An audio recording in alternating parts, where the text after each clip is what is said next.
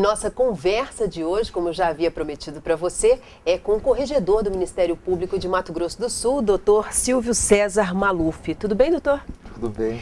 Vamos conversar um pouquinho a respeito da corregedoria. A gente vem no programa falando sobre o que é a corregedoria, mas eu quero saber do senhor que administra essa corregedoria. O que é ela para o senhor?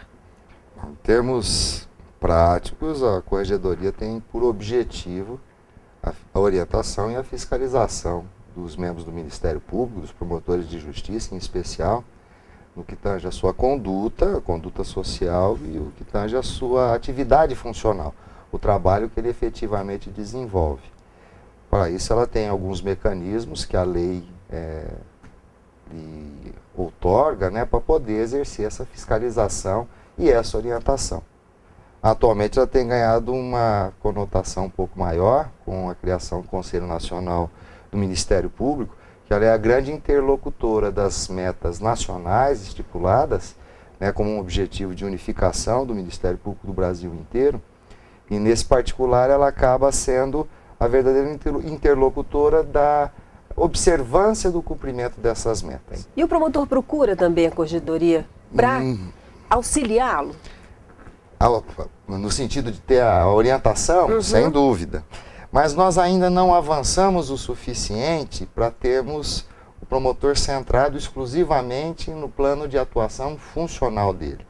As orientações muitas vezes se prendem à órbita administrativa propriamente dita. Aquilo que ele tem liberdade de fazer, aquilo que ele não pode fazer. Até onde ele pode ou não, exatamente, né? É muito mais nesse sentido. Se a lei lhe garante a mudança, residir fora da comarca, que é uma das obrigações, ou mesmo protelar a devolução de um determinado processo ou de um determinado inquérito. E a nossa atenção também nesses primeiros 6 meses, porque a gestão são de 2 anos, né? 2 anos apenas. 2 anos. E dá tempo de fazer tudo? Mas 2 anos? É difícil, a gente tem se esforçado, a nossa estrutura ainda é muito precária, como em todos os órgãos públicos, né? Eu ia te perguntar exatamente choradeira. Isso, porque é muita coisa. Estrutura de 15 anos atrás que nós temos. A nossa vantagem é que hoje nós temos alguns aliados, que são as ouvidorias, de todos os poderes e de todos os setores. Elas se comunicam com uma rapidez muito grande, e garantindo muitas vezes às pessoas que procuram, aos populares, até mesmo o anonimato, quando fazem denúncia contra determinadas autoridades. Então, as ouvidorias se comunicam e as corregedorias também. Então, às vezes, a informação que nos chega não é um fato relacionado a um promotor, é relacionado a um juiz de direito. Eu, então, encaminho para quem de direito, que é o corregedor de justiça, é o corregedor do judiciário. Ou então é um fato policial. Eu encaminho à corregedoria da Polícia Civil ou a corregedoria da Polícia Militar. Então as corregedorias, elas se comunicam? Elas se comunicam através de ofício nessas denúncias populares. Não há problema nenhum de você formular uma denúncia mesmo que equivocada. É lógico que o andamento é mais célere quando você se dirige à corregedoria adequada. Eu quero levantar um fato quanto a um promotor, é a corregedoria do Ministério Público, né? Mas se você encaminhar uma outra, ela também nos envia. Mas demora mais tempo, porque tem todo um procedimento. As garantias, né, que todo cidadão tem, o promotor o tem também.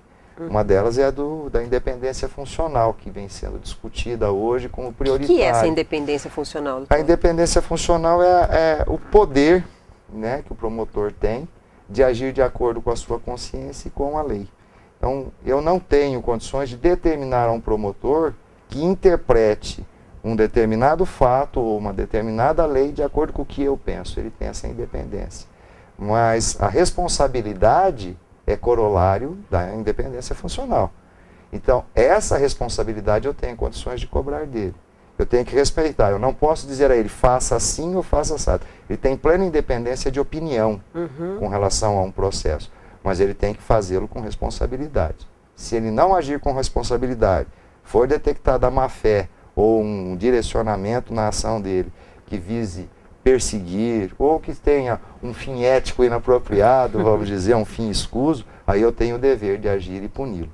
E eu tenho alguns instrumentos para isso. Doutor, como é que está Mato Grosso do Sul nessa situação da punição, de ter de agir um pouco mais duro na situação? Nós temos tido uma atividade muito intensa. Todo mundo sabe que, em razão dos últimos acontecimentos que abalaram as estruturas do Estado, digamos assim, nós fomos chamados. Nós agimos de uma maneira muito rápida. Só para a gente situar que foi a Uragano, né? A Operação Uragano, que era decorrente da OARI, né? A gente já vinha acompanhando e, a partir dali, é preciso que se faça uma releitura também desses órgãos responsáveis pela fiscalização dos promotores, ou responsável pela fiscalização dos poderes de uma maneira geral. Não existe poder sem controle. Claro que esse controle pode ser exercido de uma maneira popular, de outras formas de manifestação, mas a adequada é sempre mais indicada, né?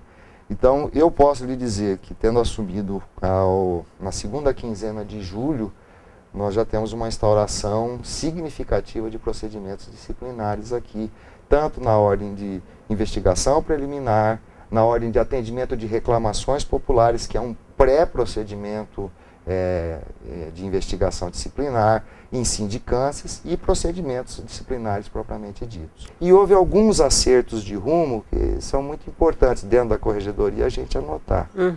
Um deles é a vedação de que o corregedor concorra a procurador-geral.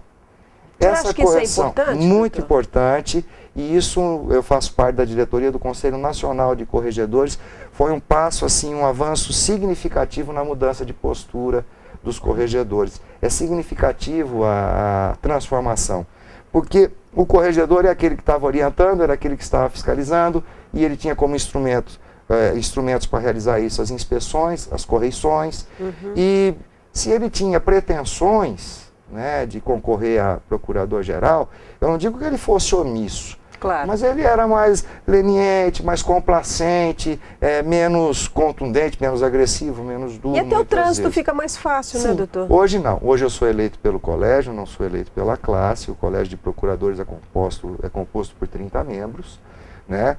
Posso ter uma recondução a este cargo, se pretender, é uma escolha.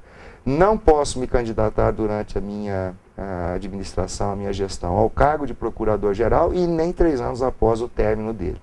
Então isso me dá a certeza de que eu tenho que cumprir meu dever, porque se não cumprir eu tenho a fiscalização do colégio, a fiscalização do conselho. E tem que esperar, né? Tem que esperar. E um dado importante, ao tempo em que eu fiscalizo, eu também tenho direito a voto nas promoções e remoções de promotores.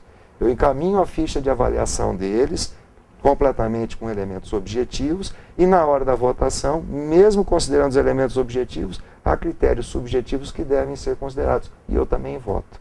Então, adquire um poder muito grande essa gama, a gente quer até ampliar, porque essa parceria com o Conselho Nacional, ela só vem aumentando, porque a gente é que é o fomentador e o intermediário entre os promotores e eles. Doutora, eu vou dar uma paradinha rapidinho na nossa conversa, vou para um comercial e a gente volta aí para falar um pouco mais a respeito da corregedoria do MPE. Nós já voltamos.